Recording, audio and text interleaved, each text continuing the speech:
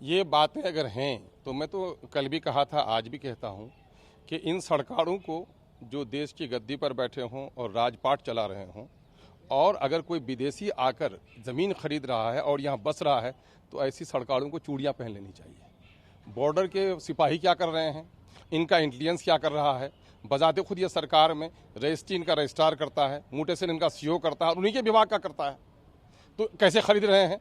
तो ये तो सरकार के निकम्मेपन का सर्टिफिकेट दे रहे हैं वो, कि सरकार इतनी निकम्मी है कि विदेशियों को रोक नहीं पा रही है और विदेशियों को ज़मीन खरीदने से भी नहीं रोक पा रही है। तो निकम्मे लोग हैं। ऐसे लोगों पर तो मैं समझता हूँ कि लोगों के गाढ़े कमाई, खून और पसीने के पैसे से टैक्स पर के तनख्वाह जो पाते हों और वो देश के कुर्सी पर बैठे हुए जिम्मेदार के जमाना ओहदे पर अपने दायित्व का निर्वहन नहीं कर सकते हों, तो मैं तो नहीं समझता हूं कि कुर्सी की शोभा ऐसे लोगों से बढ़ सकती है। लेकिन एक धर्म विशेष पर भी चोट है कहीं न कहीं से इशारा तो लोग करते हैं, कहीं न कहीं से लोग इशारा करते हैं। एनआरसी के कानून में भी बांग्लादेश को खासकर कहा गया था, माइनॉरिटी को छोड़कर कहा गया था, जो देश सेकुलर है उस देश में सेकुलरिज्म के विपरीत बातें कही गई हैं।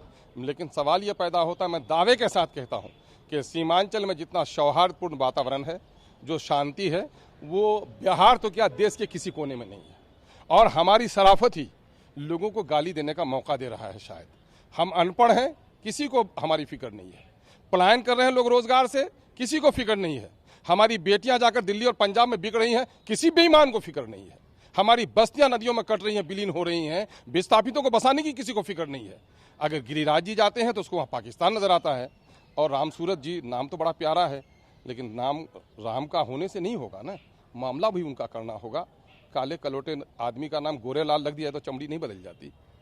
डीएम ने भी एक पत्र लिखा है डीपीआरओ को, बजाते इंटीमेशन दिया है कि पता लगाने के लिए, रोक लगाने के लिए। भाई मैं कह रहा हूं कि ये तो जिम्मेदारी है ही, इनका रूटीन वर्क है। पुलिस के लोगों का, इंटेलिजेंस के लोगों का, बॉर्डर सिक्योरिटी फोर्स का, इनका तो रूटीन वर्क है कि घुसपैठियों को चिन्हित करें, वो करें। लेकिन इसने कहा लोगों से भी कि लोग शामिल हो जाएं इसमें और सख्त सभा हो तो करें। दुश्मनी उतारने के लिए कोई भी किसी के पास कुछ भी करेंगे। और आसाम में तो यही कुछ हुआ था। लास्ट डे ऑफ जो ऑब्जेक्शन था तो उसमें एक समूह विशेष के खिलाफ 2.5 से 3 लाख ऑब्जेक्शन दिए गए और उसमें बेशतर झूठे पाए गए। तो ये खाना जंगी और कहीं के वातावरण को प्रदूषित दोषित करने का इसको किसी को इजाजत नहीं मिलनी चाहिए। किशनगंज के लोग गरीब हैं, वहाँ हिंदू मुस्लिम सिख ईसाई मिलकर रहते हैं। देश में कितनी भी घटनाएं हुई हैं, लेकिन हमने अपने सौहार्द को आँच आने नहीं दिया है। यही वजह है कि सौहार्द के बिगाड़ने वालों को सीमांचल का यह सौहार्द पसंद नहीं आ रहा। शायद क्या आपको लगता है कि बांग्लादेशी आ रहे हैं तब ये सवाल उठ रहा है, या फिर मैं कह रहा हूं कि बांग्लादेशी अगर आते हैं तो बॉर्डर में बैठी हुई आर्मी जो फोर्स है, एसएसबी है, बीएसएफ है, गृह विभाग के लोग हैं, इंटेलिजेंस के लोग हैं, तो क्या किया इन लोगों ने? क्या इनको अपनी नौकरी पे रहने का और ऐसी सरकारों को गद्दी पे रहने का हक है जो बॉर्डर की हिफाजत नहीं कर सके? अरे बॉर्डर की हिफाजत के लिए गर्दन कटाने वाले अशफाकुल्ला का खून हमारे रगों में है, और बॉर्डर की जो हिफाजत नहीं कर पाए वो 56 इंच के सीना वालों को जरा खबर लेनी चाहिए कि कहां से आ रहा है। और वो उंगलियां दिखा रहा, आंख दिखा रहा है आपको। और आज के दिन में तो वातावरण बिल्कुल उलट सा गया है कि बांग्लादेश के लोगों की प्रति व्यक्ति आय बिहार और बंगाल के लोगों से बढ़ गई है। इसलिए तो मैं नहीं समझता हूँ कि कल के दिन में तो आते थे, बर्तन मांजने के लिए आते थे, काम करने के लिए आते थे, लेकिन आज के दिन में तो उसे नहीं आना चाहिए। अगर कोई आता हो इस तरह से सरहद फलांग करके, तो इसके माने वो मजबूरी नहीं होगी, वो मेरा दुश्मन होगा।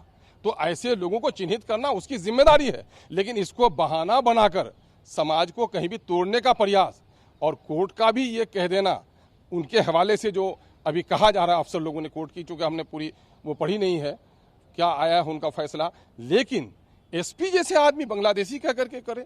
भाई चाहे घुसपैठिया किसी भी मुल्क का हो, चीन और जापान के घुसपैठियों को बर्दाश्त करेंगे? चाइना के घुसपैठियों को बर्दाश्त करेंगे? मुमकिन है कि नेपाल के रास्ते चाइना का भी आदमी आ जाता हो, तो फिर आपने उसका नाम क्यों नहीं लिया? तो वहां पर बंगला भाषी कुछ न कुछ अकलियत के लोग हैं, कहीं न कहीं उनको चिढ़ाने से, चूंकि जो लोग सांप्रदायिक लोग रहे हैं, इनकी भाषा पहले भी रही है कि मुल्ला का 2 स्थान, चाहे हिंदुस्तान चाहे कब्रिस्तान चाहे पाकिस्तान, ये लोग चिढ़ाने वाला काम करते रहे हैं। हाथे लुंगी मुंह के पान, बंगला मुया जाओ पाकिस्तान, इस तरह का जुमला, चिढ़ोती वाला जुमला ये लोग कहते रहे हैं। और इस तरह के चिढ़ोती वाले जुमले के मुंह पर लगाम लगाने के बजाय उनको प्रोत्साहित करना एक जिम्मेदार सरकार और जवाबदेह सरकार का चलन नहीं है।